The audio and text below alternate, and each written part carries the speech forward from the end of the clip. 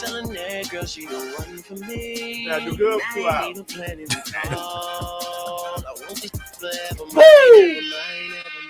And we are back right here on the Real 1100 AM iHeartRadio, taking in all over the world. All over the globe. And it is a Big Scoop Thursday, and I got a big show for you today. I got a big guy. I mean, this man has been developing the economy over there on the south side of Atlanta for his entire life. Yeah. Man, I notice how you catch yourself. You're like, I got a big guy. He look at you like, who you calling fat? I had to gain some weight, so yeah. Lord have mercy. Joining us today from Urban Post, Mr. Christopher Pike. What's up? What's up? Glad to be here, man. Thanks for the invite. It's always a pleasure to sit down and be able to talk about the South Side. And so glad to be here to really just pump up the stuff that's going on and spend a couple of hours with y'all, or hour, I guess, with y'all. Oh, yeah. Yeah. First of all, let's get something off the table. I don't appreciate how you came in here making us look bad. You up in here suited up, with the driver's cap and everything. Right. Listen, they said I was coming on the #1 business show in the world, so I figured I need to look the part. So I put it on. I put it on. Oh, man. Ladies and gentlemen, let's go ahead and get these announcements out of the way real quick. If you are out in the Smyrna area, I want you to go visit all my friends over at Titans Fitness, world-class training facility, fitness programs, nutrition, and no McDonald's, Jeff. Hey, you got to let the McDonald's go, Jeff. I heard that the fries actually help your metabolism. It helps you slow down a lot. But if you do want to get a free training on me, you can visit right there online at titans.net, or you can visit them at 1834 South Cobb Industrial Boulevard. Go and ask to speak with Rachel Stuckert from Impact Fitness, and she will give you a training right here on the #1 rated business show. If you're out in the Douglasville area and you want to stay looking good, want to stay looking fly, like I need to go visit my guy tomorrow, I want y'all to go visit Studio 1211.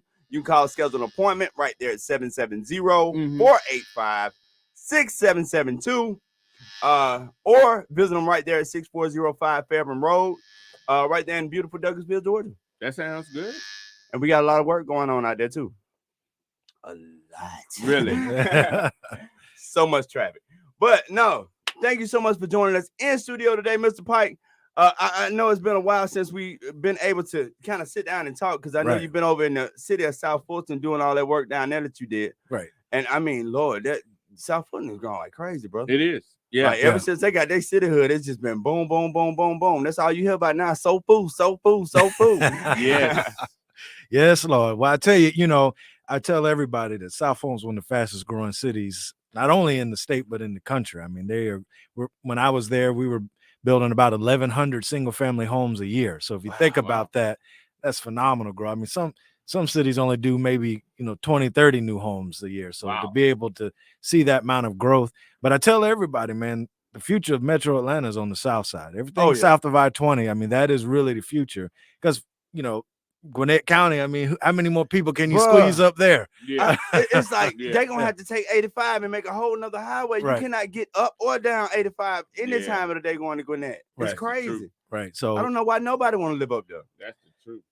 I don't know why they would either, So, but, I tell people, though, when you look at what's going on and what's happening, we got to be prepared to take advantage of the opportunity that's going to come. So that's the other thing, is being able to plan, make sure that the cities are really connected and plugged into what their future looks like. Because the worst thing you can happen is have development happen to you and you not participating in it. Oh, yeah. And I tell that from folks who live here. You have folks who've lived on the south side 30, 40, 50 years, generational folks, and you don't want development to happen to them. If you look at some of the stuff that's going on in Atlanta with gentrification, stuff like that, that's just because you didn't have right policies in place to address that stuff. We all knew it was coming, but you got to have the professionals sitting there saying, hey, we need to address this stuff. We need to make sure that we're not pushing out people who help build this community. And so I think that's one thing that, folks need to look at on the south side is, hey, how do we address this growth that's coming? Because everything that I'm seeing, all the information I'm reading, saying that city of Atlanta or Metro Atlanta is going to grow by 1.3 million people by 2030. So think about that's not, but what, like 8 years from now, something like that. Exactly. That's a lot of traffic, right? But tell me this: why is it the South Side has become so attractive? I mean, don't get me wrong, you got the airport down there that brings a lot of jobs. But why the South Side? You that we see this just big emergence. Like everybody want to be on the down here in the South now.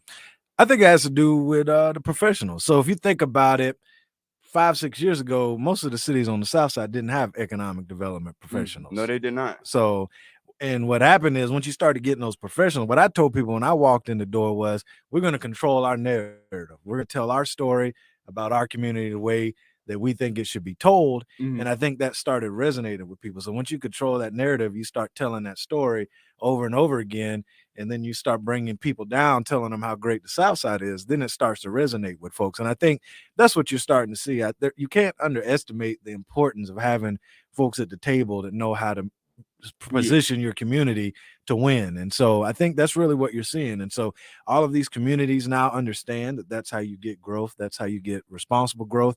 And that's how you get desirable businesses, because everybody knows the people who were playing in the South Side were playing it for warehouses and industrial. And you're starting to see that narrative change a lot, because now folks are saying, well, we want the same thing that folks in Alpharetta have, and folks in Roswell and Sandy Springs. And so that's when you're starting to see that type of development come on the South Side.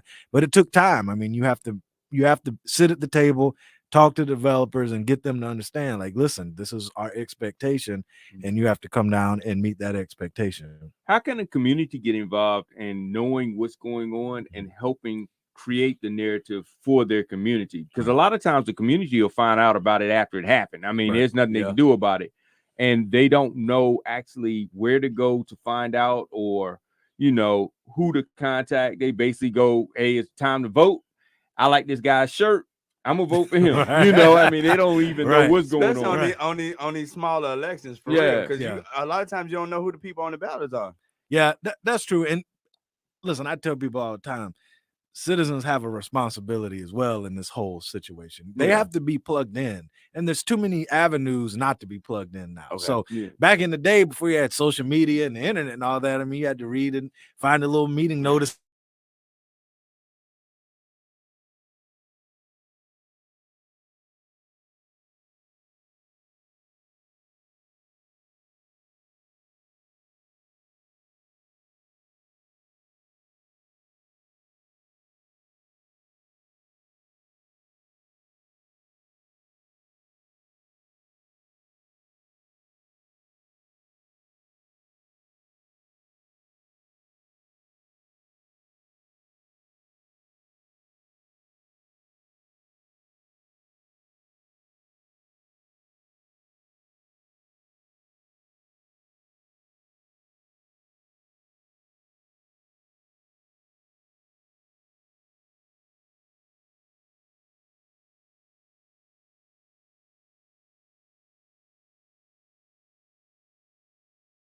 I tell them all the time, I said, the worst thing you can do is have a zoning application for mayor and council, and then people come with pitchforks against your project because it's dead on arrival. It's not going to get approved. So you have to do, as a developer, you have to go out there and talk to the community and be like, hey, this is what we're trying to do. We'd like to get your feedback. Come to this meeting, tell us, hey, we like that. No, we don't like that. This sucks. That, so that way when you go and you present to the mayor and council, the community will be like, okay, well, we know about that. We don't agree with everything, but we can deal with most of what they got going on. And so I think that's the other part of it as well. So, now how should people look at things from a level of an economist? What is actually that essential role, or what's one of the things that you do as far as being an economist? But I'm not an economist. So I think that's what it was funny, because when I first started with City of South Fulton, we had somebody get up and make public comment. It's like, how can somebody do economic development? They're not an economist. And I'm like, I was like, well, economic development professionals aren't economists. We give economists something to talk about. Okay. So, so the economic development, sit on the sideline and they call this. They just tell them what's happening. Right. They just report on the stuff that we're doing. That's what. So what we do is we go out and we actually engage the folks to actually get the stuff built that economists talk about. So when we're talking about job creation, well, somebody has to be on the local level making that job creation happen. Or if we're talking about new home sales, or we're talking about new new capital investment in a market.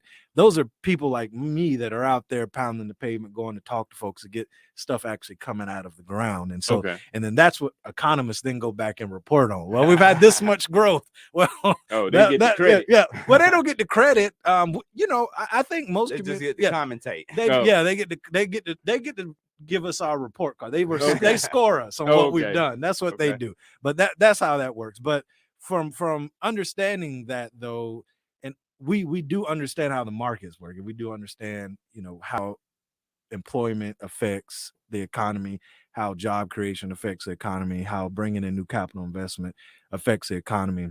The reality is, the more opportunities you create for people, the better the economy is going to be. And so we do understand that, but we're actually physically do the work as opposed to doing the reporting of the work. So yeah, that's the best way. That's the best way to break it down from an economist to an economist. It's like this, there's the guy behind that Marcus, and there's the guy in front of the daggone mic that takes all the credit. Right. Oh, wait a minute. Hold up. I feel like there's some shots fired.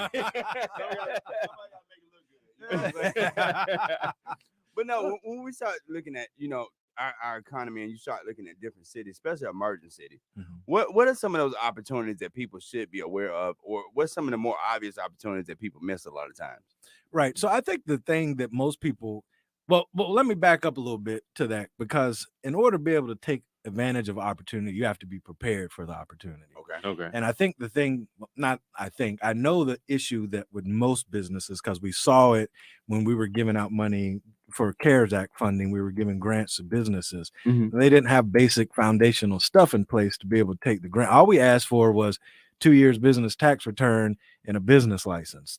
And businesses didn't have that. So that says that you're not set up properly as a business. And so you can't take advantage of opportunities if your business isn't set up right. I mean, we were basically just giving away free money. All you had to do was show your tax returns and your business license. And they couldn't even do that. So I think it's important to understand that this development and growth is happening, but if you're not set up right, you ain't gonna be able to take advantage of any of that stuff. With this big push for entrepreneurship in our community, for real. It's funny that we still got them two different attitudes. You got some folks that got the attitude like him, bro. You just need to have your paperwork and your taxes done. Ain't that big of a deal. And then you got, man, I got to do all that. You know what I'm saying? I mean, I just can't believe that. The problem with entrepreneurial, I guess you would say entrepreneurialism today is because of social media and a lot of the miseducation, people confuse hustling with owning a business. Right. And that's true. And that's the difference. So they're like, I don't think really a lot need of the it started off paperwork. as I can make all this money. I don't need a business license because I don't want the government in my business. You know what I'm saying? Right. And so when it comes down to it, and they're like taxes, I don't want to pay taxes, so I'm gonna hide this and hide that. But then when they try to go get a loan, they don't have everything in order. And so I think that's the biggest problem, that entrepreneurialism has been a hustle instead of a business in a lot of the narrative online. And so they're getting it confused. Because it just seemed like to me a lot of times in our community, and I ain't trying to down our own folks, but it seemed like we so ill prepared for things. Because it's like other races and stuff, they go start their own businesses. They start from marketing plan, business plan, strategy, business licenses. But who do you listen to? The market. No, but check it out. Who do you listen to? The problem is a lot of our businesses, we listen to people on social media and we get entertained, not informed. Where other cultures, they have a business, like for instance, I have a friend that had a Indian restaurant, and he said how they set it up was they came to him and said, we're going to give you X amount of dollars. You have to do this, this, and this to set up your restaurant. And in 2-3 years, you have to give back and you have to teach the next person. So they got a game plan just laid out for them. And they follow the plan. What we do is we kind of look online and say, hey, that guy he look like he got a lot of money. And that's true. We got to teach and train. That's the problem. We're not teaching and training. Like, for example, I started my company when I left the city of South Fulton. Well, my daughter, who's in college right now, she wants to be an entrepreneur. She's doing fashion design. Well, I told her, I said, well, you're going to be my business manager for Urban Pulse. You're going to send out the invoices. You're going to make the deposits. You're going to pay all the bills. And what I'm doing, she don't want to do this, what I'm doing for a living, but she wants to own her own business. Yeah. And so while she's a phenomenal at fashion design and making clothes, she's at the house making clothes right now for folks. While she's phenomenal at that, The problem is she's got to understand how to also properly run her business so that she can take advantage of situations. Just like when I was in Albany and we were trying to get minorities contracts to do all this construction that was going on. Well, you have to be able to be bonded to do construction in government. Okay. Now that's where all the easy money is in the government because they're handing money out left and right. But you have to have certain things in place to be able to get those government contracts. Yeah. And folks get mad because it's like, well, you know, the council is majority black or black people running the city. But yeah, we still have to be accountable how we manage the money. You still have to be accountable. Right.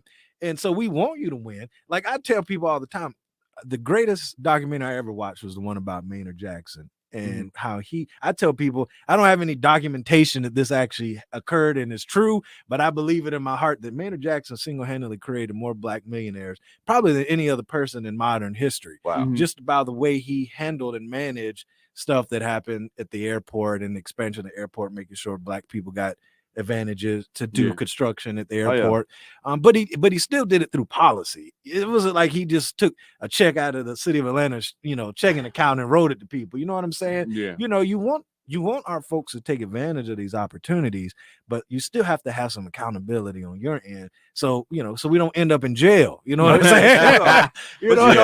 A lot of times I think we grow up, thinking that bucking school and all this type of stuff, oh man, I ain't doing all that, or dropping out of school and all this makes you cool or give you some type of rite of passage as a man in the hood or whatever. But a lot of times what ends up happening is a lot of that type of stuff, you should have sat there and learned how to get that paperwork straight. Well, even in school, or obey rules from somebody. Well, no, even in school, they don't really teach you a lot of that. Schools fail people. Yeah, I know that's hard to say. We don't want to admit that, but schools, and I teach my children this. My daughter's in college and everything. But if you look at some of the most successful people in this world, none of them dropped out of college. Because what college does is it conditions you to work for other people. Exactly. And schools, classrooms, K through whenever, they don't teach you the things that you need to know to be successful. They teach you how to work and follow rules. That's what they teach you how to do. And the problem is if you don't have somebody there, a parent or somebody teaching your child, yes, you need to know how to add 1 + 1, but there's way more stuff to the world than that. And so he brought tears to my eyes. but no, that's so true. Because if you even think about it, school starts 8 o'clock in the morning. They let you go around about 3 something. You know what I'm saying? College, your first stuff started about 8 o'clock in the morning. Check it out. The most interesting thing is, I don't know about y'all schools, but how many schools taught you how to even balance a checkbook? Right. Not one. Let alone a financial statement or anything of that nature. Right. But I got to push back on that because I really, really thought about it, especially being a parent myself. Yeah. I don't think I want them teaching my kids that type of stuff. Teach them what they need to know. Give them the basics, the history and all this. Let them get past the driver's test and all this. Daddy got it. I don't want y'all teaching them. But see, that's you're an active parent in that aspect, and you're an entrepreneur. Think about it from a parent that is a 9-to-5er and they're just keeping their head down, waiting for that pension. See what I'm saying? So they're not teaching you entrepreneurial skills. They're just like, hey, just get good grades. Oh, yeah. Be accepted by your teacher. Your teacher says 1 + 1 = 10. It is what it is. I don't care what you think. Don't think for yourself. That's why they took critical thinking out of college. Well, they don't want you to think for yourself. Trust me. So, no, but listen to this. I always say this. There is a game. Now, there's ones that don't even know it's a game. There's ones that know it's a game, but don't know the rules to the game, don't know how to play it. And then there's ones that actually know it's a game and they make the rules to the game. The problem is a lot of us are listening to people that don't even know it's a game. Wow. So they don't even know I need a business license. They just think I can just set up a website. You still think your friends are here for you and all that. And I can make money and it'll all work itself out. They don't know, like you said with your daughter, that the majority of your business is doing things that you don't even like doing until you hire somebody to do those things. And it's overwhelming when you like, oh, I got to balance my books. I got to do this. I got to do that. And that makes your business now not fun to do because we've always been taught you like to make shirts. Go out there and make some shirts. Just sell some shirts. And that's your business. But actually, there's 20 other jobs you got to do. And then by the time you get around to making your shirts, you like, I don't want to do this. Exactly. And to that point though, when you talk about hiring other people, you do want to hire other people. And I watched, your show the other day where Airbnb was talking about. Yeah, I was talking about, hire people so you don't have to, but you want to make sure you know how to do everything because the reality is you want to make sure your accountant's not ripping you off because that happens a lot. So you got to be able to check those books and know, okay, these numbers make sense based on the production we've been doing and our expenses. You got to be able to know. You got to check the people who are checking you. Yeah, but that's such good advice for entrepreneurs because a lot of times, even with me, we open the apparel shop out there in Hiram. I don't want to be a screen printer, bro. It's a lot of work, but I'm taking the class to make sure I understand what the person that I'm hiring is supposed to be doing. Know what good so that way like. He can't come over there getting over on me. So like, man, we got you. No, you don't. Nah, know what good looks like. But the other thing about that is, and that's one of the things that always killed me about the government is that, we only train one person to do something. When that person's out, we shut down that function of the government. She on vacation. You ain't be able to get this done till they come back in next week. No, you got to cross train. Good business got to keep going.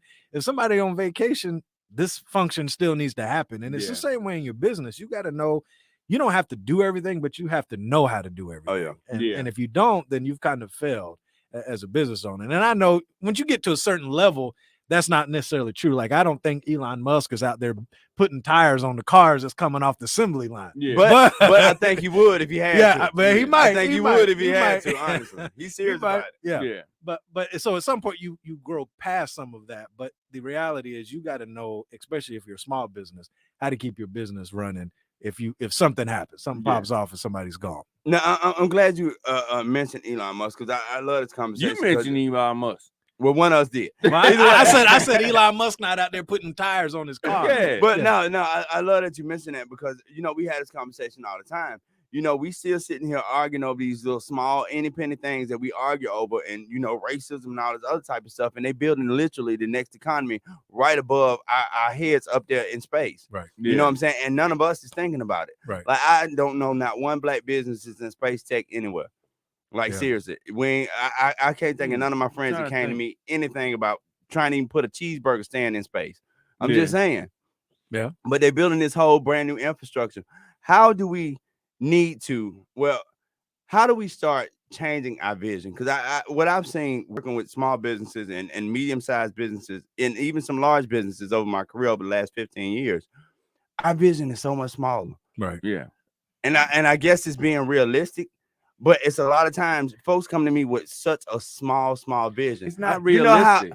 But do you know how often, and I hate to say this, in the black community, when I'm sitting down consulting with somebody, I hear the word $1 million. Mm-hmm. Yeah, $1 million. But no, what I'm saying is I barely even hear it. Right. You see what I'm saying? Man, I can make, 10, 15,000 or 20,000 a year. And then I sit down with these big white corporations or these white businesses, even the white startups. Man, we can scale to 1.2 in the first year. And then after this, why are we not on this thought process? I think it goes back to I don't want to make it that simple that it's more than just education, but it's the conditioning. So because as a culture and as a race, Black people are so far behind when it comes to having access to capital, when it comes to having resources to build a business, we're 30, 40 years behind everybody else. So $1 million is what we've been conditioned because 40, 50 years ago, $1 million was a lot of money. We know today that's $1 million. Chump change. If it's like 100,000 when I was growing up. If you have a 6-figure job just working for somebody, you're gonna have $1 million by within a few years. Just the nature of your salary. So that in itself is just what we've been conditioned to believe. And my generation, we made more money than the generation before and that generation. And so we're thinking incrementally we're advancing, but we're not advancing as fast as other societies just because of where we've started. It's like that video that's all on social media where they put all these kids in a line to do a race and they told all the Black kids to stand still and they told the white kids to start running. Oh yeah. And then after they got to a certain place, then they told the Black kids to start running and they're trying to catch up, but they're so far ahead that they're not going to catch up. And so that's kind of how we are from a societal standpoint and access to resources. We're going to hold it right there. We'll be right back right here on the Real 1100 AM iHeartRadio, checking in all over the world. We'll be right back with the one and only Christopher Pike. I am KC Pride. And I am Mr. Marketology. We'll be right back after this. Since I've been single, cause I just wanna be matrix. Dodge your call like the Matrix. Dodge your call like steady on top. Better believe They keep praying on my fall, y'all better believe I'ma die on top. Better believe. I just watch my ops team up, y'all better believe. This is the Rockstar KC and Mr. Marketology. Invite everybody to join us at our brand new time for the #1 rated morning show at 10 a.m. in the morning. live on the Real 1100 AM and iHeartRadio all over the world. And that's Monday through Friday. Woo! When news is breaking, you need to be connected and need to know what's going on. You want local coverage because that's where you'll get the real story. When it comes to sports, you want local coverage of your favorite pro and college teams because they've got the inside scoop. The iHeartRadio app gives you local coverage from over 1,500 radio stations across the country, keeping you informed. And best of all, the iHeartRadio app is free. Download it or go to iHeartRadio.com. Tune your radio. Tune in. Now, you can tune into this radio station on any smartphone or tablet. iPhone, Android, BlackBerry, Nokia, Samsung, Windows phones, or whatever you have. Download the free TuneIn app from your phone or tablet's app store. Tune in with music, sports, news, and comedy from over 70,000 radio stations around the world, including this Beasley Broadcast Group station. Check it out at tunein.com or your app store. What up, y'all? It's your boy Rodney Perry, comedian extraordinaire, and I'm rocking with my boy KC Pride on the #1 rated business show. What?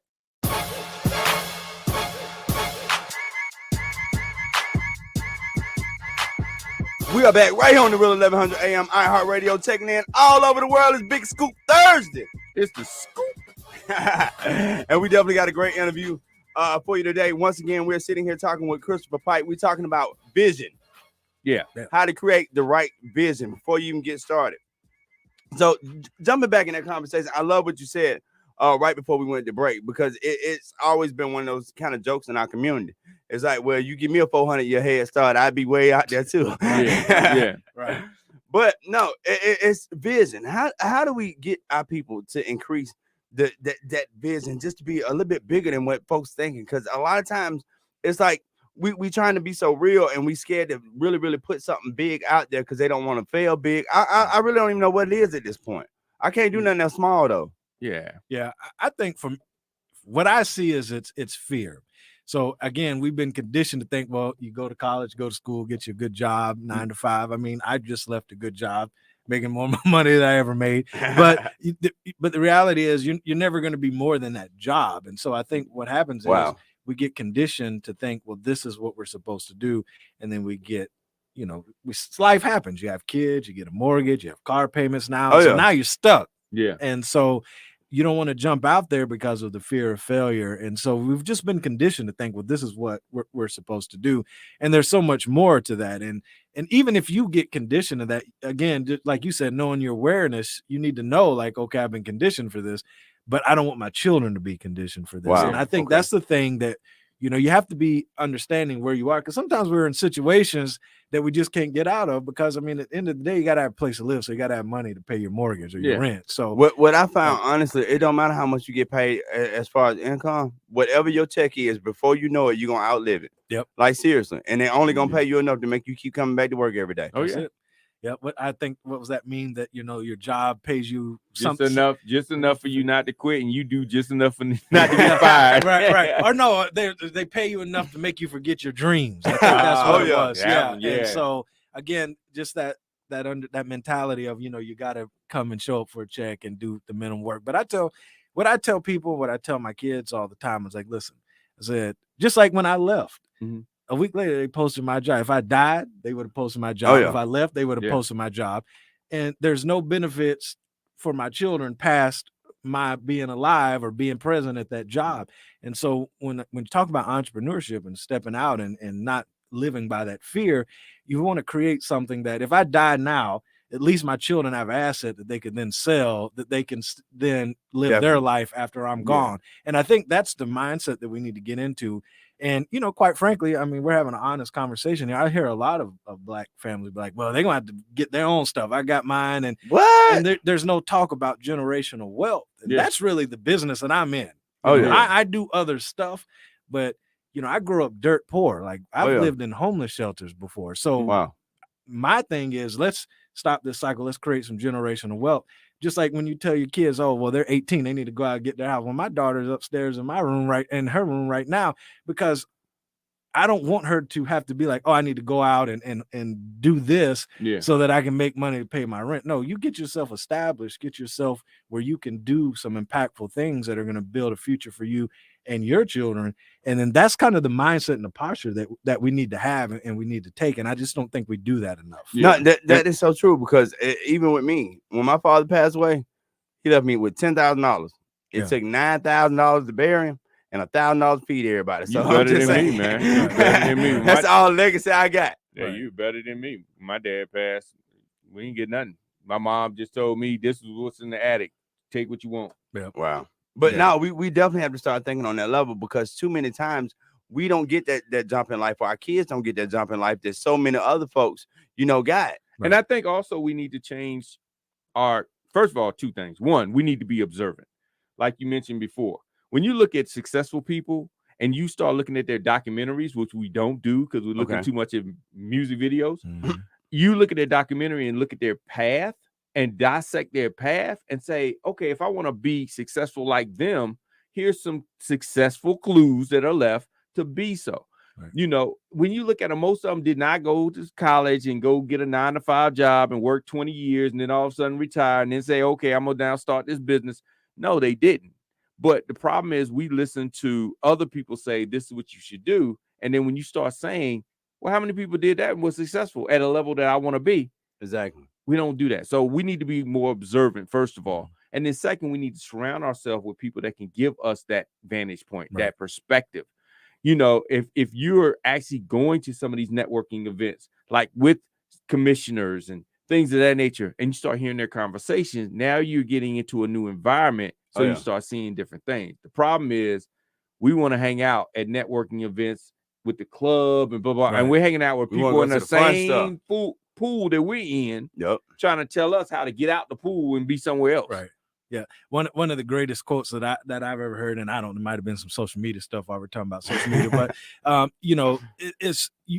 if you're sitting in a room or you're in a room and you're the smartest person in the room, then you're in the wrong room. Yeah. And so I think that's the thing. We get so caught up in, our insecurities that we don't want to go and associate with people who know more than us, who are bigger than us, who might be better in us in something. I'm not saying no one's better than anybody. Why we do that though? Like, serious, because I remember back when I was a little bit younger or whatever, and it just occurred to me one time. I was sitting there, I was talking to a group of doctors, and it was like, why do I feel intimidated by y'all? Because at the end of the day, I'm not fixing to go in your operating room and do nothing, but you ain't fixing to step in my lane and do nothing either. Right. You know what I'm saying? I'm the king of marketing and branding and all this type of stuff, and you the king of being a doctor. You know what I'm saying? Yeah. Right. So why do we feel that way when we get around our peers or get around more successful people? I think a lot of it goes back to the conditioning. Yeah. We've been conditioned to be accepted. I mean, literally, most of our lives, we're striving to be accepted by somebody else that has no impact on our lives. Right. Wow. And that's why. But and that's true. But it's funny because last week I was in a situation, a conversation with somebody, and you're thinking, I'm like, well, here I am. I'm 43. I feel like I'm a kid, like listening to these folks. But what I had to tell myself was, I'm learning from these folks. You're never too old to learn. So even though you've done a lot, you have a lot of experiences. When you are in a place that is stretching you, then you're going to feel uncomfortable a little bit, but you have to be okay with that in order to be able to get those nuggets that you need to be able to grow. Now, when I left that room, I was much better off because now I had some insight that I didn't have before, which helps me be more impactful in what I'm doing from a career standpoint. And I think that's the thing we have to be okay with, is you have to be comfortable with being uncomfortable. Yeah. And you have to get to that point mentally to be able to grow. Everything that you want is right outside your comfort zone. Yep. Yeah. Absolutely. I promise you. It's like once, and I feel you, because when I first started going to networking events and all this type of stuff, it was the most just uncomfortable, nervous type feeling. You know what I'm saying? Not knowing what to say to somebody, or just walking up to perfect strangers and this type of stuff. And a lot of times, a lot of my friends let me down. They didn't want to go. Right. I ended up having to go by myself. Yep. But here we are 10, 15 years later. You know what I'm saying? Right. It's a much different story. So a lot of times you got to get out that comfort zone and just keep pushing. and until you feel comfortable. And then once you start to feel comfortable, guess what? You need to go get uncomfortable again. Yeah. You just stop growing. Yep. So what are some of the things you've done to actually position yourself with some major players, especially in a federal government, corporate setting? Because a lot of times that's a different game. Right. We want to go in there and be authentic, which you should be authentic, but we don't understand that the language is different. The game is different. How did you position yourself in a way or get to those tables? Good question. Yeah, that's a great question. My questions are good. That's a great question. He So said, like I be saying, I know some dumb stuff. he was like, man, you had an epiphany. Wow. That's your one good thought for the Yeah, week. he actually got a brain. No, so what and it's funny because I do a Wisdom Wednesday video, and I talked about this today about building your personal brand. Okay. And I think really that's what it stems from. I tell people all the time, there's nothing special about me other than I just live my purpose, and then I go out and every day operate in that purpose. And I think people attract to you. And he light skinned, Joe. I'm just putting it out there for you. And he light skinned. That's right. Light skin helps a little bit. He's only light skinned because it's cold outside. Listen, I did go to Puerto Rico a few weeks ago. I got dark. I got real dark. But that's funny you said the light skin. I would tell a quick story and I'm gonna get back on it. My friend, my best friend, he and I sold radio advertising. We actually worked for Clear Channel, now iHeartMedia. Wow, okay. Back in Albany, and we sold radio. And he's short and dark skinned. I'm tall and light skinned, and I always dressed. I didn't always wear a 3-piece suit, but I always had on a tie and some pants and stuff. Yeah. And every time we would go somewhere together, everybody would talk to me and they would never talk to him. And so one day he's like, Pike, you know why they do that, right? And I was like, nah. He's like, because you light skinned and I'm not. And I was like, man, come on. But in your mind, you don't even think about that. But then I started paying attention and that stuff is true. But wow, it is true. It is. No, I'm just giving you a hard time. I'm giving you a hard time. No, but back to the point. So I think when you operate in your gifts and you become a subject matter expert, I think then that opens up doors for you. And so I'm able to be invited to places that I would not have gotten into if I didn't operate in my gifts. And I know that sounds very simplistic, but I tell people all the time, I would do what I do for free if I could figure out how to feed my kids. And I think that resonates with people. And so you get into these doors that you wouldn't normally get into. And so I think if you don't try to fit into something that is not your purpose, then you those doors open up for you. But then again, being accountable, like people know, like when they come to the city, like there's people who did business in the city of South Fulton specifically because I was there. Wow. And that they knew that I was going to do business a certain way, that they were going to get taken care of. And that resonates with people. When I left the city of South Fulton, I had mayors from other cities reach out to me saying that, we hate that you're leaving the city of South Fulton because you weren't only just good for the city of South Fulton, you were good for the region. Wow. And so when that resonates, that also opens doors for you. And you just have to be intentional about the work that you're doing. It doesn't matter what you do. If you're marketing gurus like yourselves, if it's like my daughter who's in fashion design, making clothes, if it's economic development, is when you live in that purpose and you operate in that and you maximize that, people are going to recognize that and they're going to want you at the table. And that's really the way the doors opened up for me, was just being authentic to myself and living in my purpose. Now let's talk about the authenticity, because a lot of times I think some folks kind of mistake that. Because I act a fool on the radio and all that type of stuff, and we joke, we have a lot of fun. But when I walk into a boardroom, I act like I'm in a boardroom. Right. Yeah. You know what I'm saying? And I don't think that takes away from your authenticity. No. I don't get to sound like a white person at all. But in the same breath, I give it the respect that the situation deserves some days. That light skinned hate boy. Yeah. They say you look like him almost. You look like him brother. Excuse me. And this is how But seriously, what does that mean for so many folks? Because everybody, I think, in this day and age is really trying to figure out, all right, how do I show up and be my authentic self, right, and not feel like I'm selling out and this type of stuff. So this is what I tell my children. So this is parenting advice, and so my daughter, she listens to music, and of course that's not I ask her, I said, do you have anything that's not talking about sex and drugs? She says, there's anything y'all got? Not if it was made in the last 2 years. Right. And so that's her playlist. But I also know that she has a playlist of all the stuff I listen to. Like Wow. Biggie's my favorite rapper. Okay.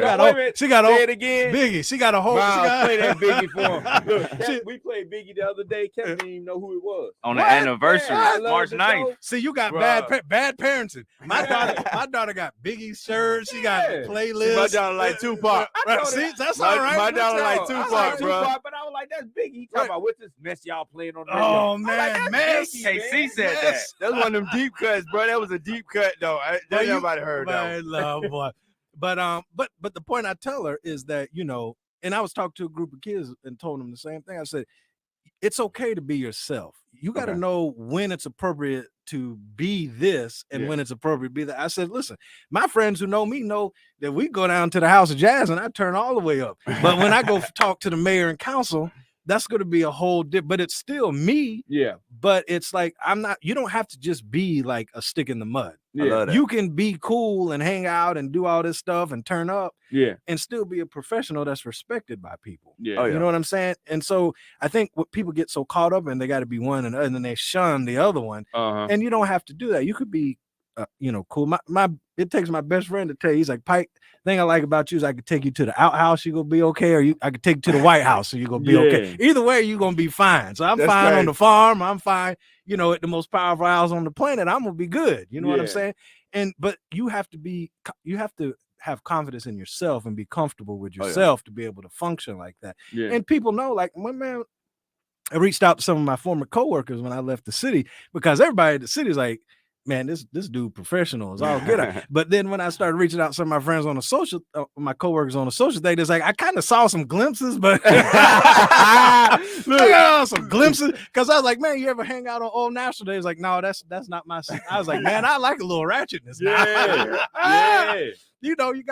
gotta know how to fuck. Like it's funny because I used to go to the most ratchet places in a 3-piece suit. Everybody look at me like, what are you doing in here? It's the Poe.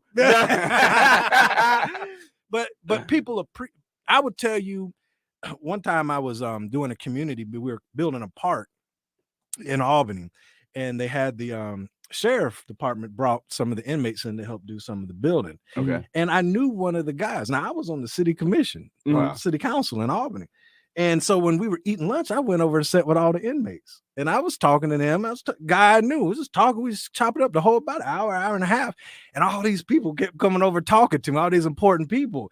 And the guy said to me, he was like, I just want to say thank you. And I was like, what you mean? And he was like, man, you sit down here and ate lunch with us. He's like, all these important people came over talking to you. He's like, you weren't embarrassed to sit with us. I was like, let me tell you something. We all do stuff in our life. We all hit some bumps in the road, but at the end of the day, we're all people. And I said, I don't care what these folk think about me. I was like, I am who I am. I'm not going to shun you. I knew you way before, you went to jail. So, I still know you even though you in jail. Like, I'm not going to be that person. And I think that resonates with people, that authenticity, that it's just always going to get you to where you're supposed to be if you're just true to yourself and real with people. Now, I want to give you a purpose question in regards to finding your purpose. So often we look at our purpose based on what makes a lot of money. Right. Somebody like, I did this because that was my purpose. And then you say, okay, what if you made no money doing it? Right. How do you actually be true to yourself and say, this is my purpose and this is why I do it? I will tell you, when you operate at your purpose, the money will come. When I left Albany and went to Villa Rica, where I first started as a Main Street manager, I was making $45,000 a year. Wow. That was in 2015. When I left the city of South Fulton, I was making 6 figures. Mm-hmm. So from 15 to 21 or 22, I increased that much in salary. So every year I was increasing $15,000, $20,000 per year. Because when I went to Villa Rica, I was Main Street manager. Then I got a promotion to downtown development director and tourism. Then I became the economic development director, and then I got recruited to come over to South Fulton, and then I got a promotion in South Fulton. And that every year I was making more and more money. Now this year that I'm in now, because I started my own business, I'm gonna make less money. And but you go into it knowing that when you first step up, but it's going to come because I'm operating my purpose. The money follows the purpose. When you're doing what you're supposed to do, the money's going to come. Now you have to work. Now you have to work. I'm not saying, oh, well, I'm just doing what makes me feel good. Money's going to show up. No, you got to get, like, I gave City of South Fulton more than 40 hours a week. Yeah. You know what I'm saying? So you have to do more than what is required in order to track that. But like I tell people all the time, I mean, Mondays were like Fridays for me. I loved what I did so much that every day was a Friday. Yeah. So Now, how do you rewind the clock back to when you was making 45 a year? Because see, when you're making 45 a year, unless them bills start piling up, Nobody happy at 45. Yeah, well, how was you, like, yeah, this still is my purpose. I know I'm not making the money now, but this still is my purpose. Because a lot of times, it's like you're one pitch away from that breakthrough. Right. But you're like, I'm looking at it now. Maybe this is not my purpose because I'm not making the money right now. Well, I tell you, it was rough now. I mean, I lived in Atlanta making $45,000 a year. It was rough, but there were people there. Like, so for example, my brother and I were roommates. Mm-hmm. Well, he had a good job. So he was picking up a lot of the slack that I couldn't do. Yeah. Because he knew where I was in that season. Yeah. And then we got to a point where our roles kind of changed. Yeah. But the point of the matter is, I didn't eat necessarily what I wanted to eat, but I didn't starve. But you ate McDonald's. Yeah. He ate McDonald's, KC. I didn't have. He did it because he had to. I had to. Not by choice. I had the little, old broke down Ford Taurus, but hey, I got back and forth to work every day. You know what I'm saying? So you have, but then even though I was making 45, it increased so significantly, so fast that I didn't stay in that season that long. Yeah. And so that's really what I say is that, if you do things based off of money, you'll never be happy. And then when the money goes away, you'll be ruined. There's been many times that I've started over professionally, but because I was operating my purpose, I still bounced back. Like, there's people look at me today when you knew the trials and tribulations that I went through when I left Albany. People look at me now and they're like, "Oh God, we never thought you would survive that." So you know what I'm saying? So you have to, be, again, I use that word intentional. You have to be intentional. You have to work. It's not enough just to say I'm operating in my passion. You have to actually go out there and work that every day. So that would be my advice on that. Now turn the conversation to your most recent endeavor. Right. The company that you have built now. Tell us a little bit about the company and tell us a little bit about who you serve and how you're helping the communities.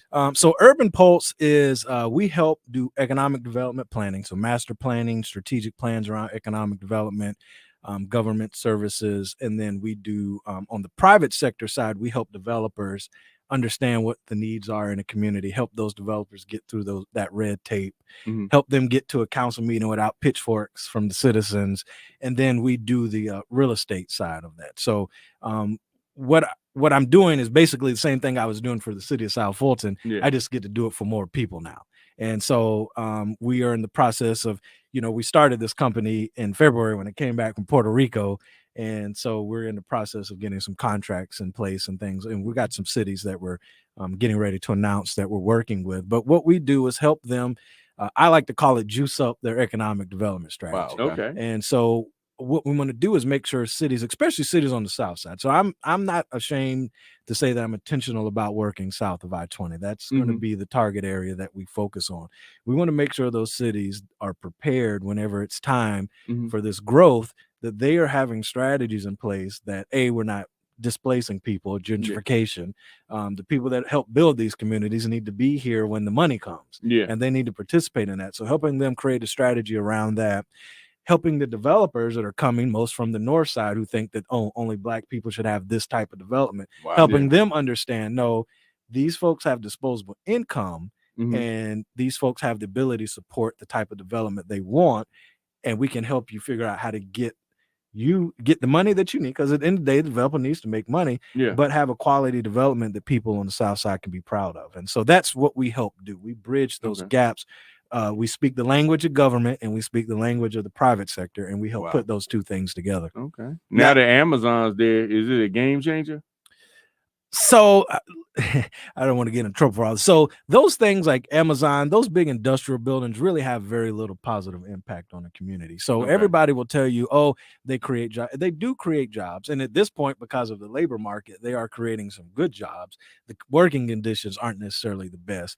But the reality is most of the people who live on the south side aren't working those jobs. Those people are coming from other places. So when you're talking about how are you positively impacting the geographical area that's servicing that building from a fire standpoint or a police standpoint, there's really not much impact.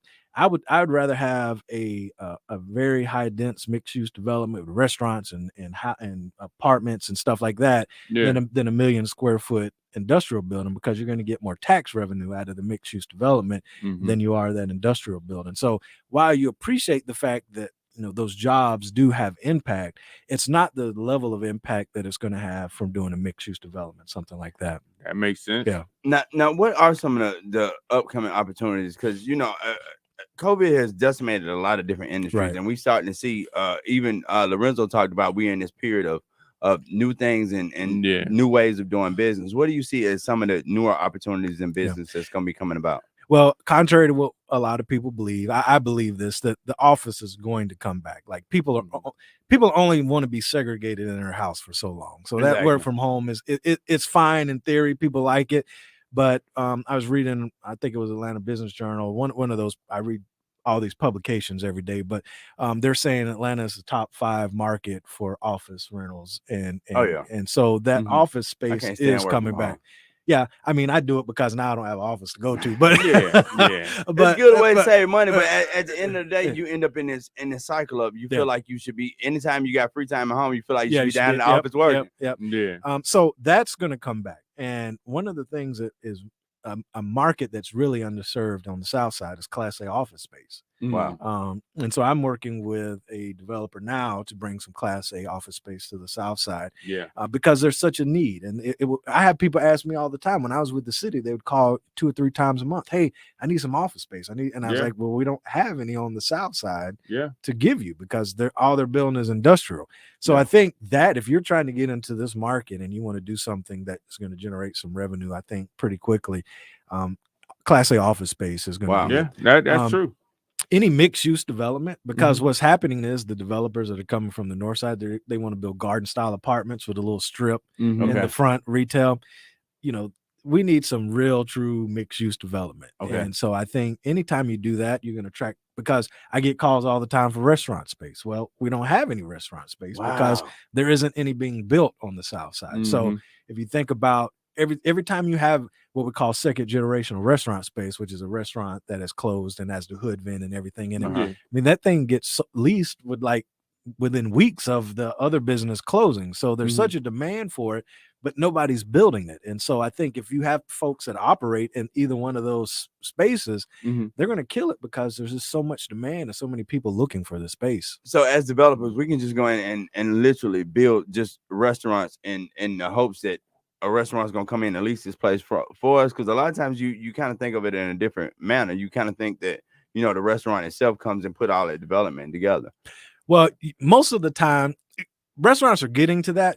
Bigger restaurants don't want to have the asset on their books. So like if you look like CVS, Walgreens, Publix, they don't actually own any of that, because that hurts their bottom line. They rent that off, and then they write off the rental. So your bigger places aren't trying to buy real estate. So what's happening is you have to have developers come in and build it, and then the restaurants will lease it from them. So it's now you do have some restaurants that are like first generation, like mom and pop restaurants, and they understand like it would be more beneficial for me to own this asset than to lease. And so you do have restaurants, but the problem is they don't want to just build on an island and there's nothing else around them. And so that's why you got to have the other mixed use parts to it, because retail and commercial are going to follow rooftops. And so they're not going to go buy a 1 acre parcel out in the middle of nowhere and build a restaurant. It doesn't really help them that much. So it's kind of a double-edged sword. You got to figure out how to get the density and the ownership together. So man, we got to have you back. We definitely got to have you back. He said he's bringing some restaurants to the South Side, and it's about time. I said, we need to bring some of them. I'm working on the restaurant stuff. I'm working on the we restaurant. need to bring some. I'm thinking in my head. Because all we got is McDonald's. Bro. All we got is McDonald's on the South Side. We got more than McDonald's. I got some developer friends, bro. We go down there and build it up. But if anybody want to get in contact with you, man, if anybody wants to do business with Urban Pulse, man, how can folks get in contact with you? Because I promise you, everybody is just floored by this interview. It's been appreciate that, man. A wealth of knowledge here today, and I even got some new ideas about some business. I'm leaving the radio. I'm gone. Well, you can do both, you know. You can do both. I'm finna go build me some restaurant. Yeah, do that. Hey, man, listen, the restaurant business is hard to get into. But if you want to hit me up, we're Urban Pulse US on all social media, urbanpulse.us on social on website URL. Look us up. We are definitely here to help. Even if it's a small mom and pop business that needs some help just navigating that red tape, we're happy to help you do that. Because your business license get lost, or you're you're trying to do your zoning application and it gets lost. So we're here to help with that. So please look government in your business. Yeah, well, government gonna be in your business.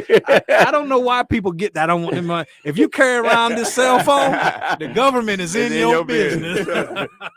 Ladies and gentlemen, it has been another installment. See, even getting applause. Oh, man. Applause. That's what I'm talking about. We're going to go out on Biggie, too. Yeah. Play some Biggie on the way out. It's been another installment of the number one rated business show right here on the Real 1100 AM. Trust me, if you are looking to get any advice in business, if you own, you're a mayor, if you're a part of a city development team, trust me, you definitely want to get in contact with this man right here, Urban Pulse. Christopher Pike, trust me, he is number one rated, approved, and he light skinned, Joe. So I'm gonna have to have you bring your partner in next time. I'll bring my homeboy. He's just as good as me, but he's just dark skinned. I told him salt and pepper is the best thing you ever put on anything. We're gonna need to balance it out.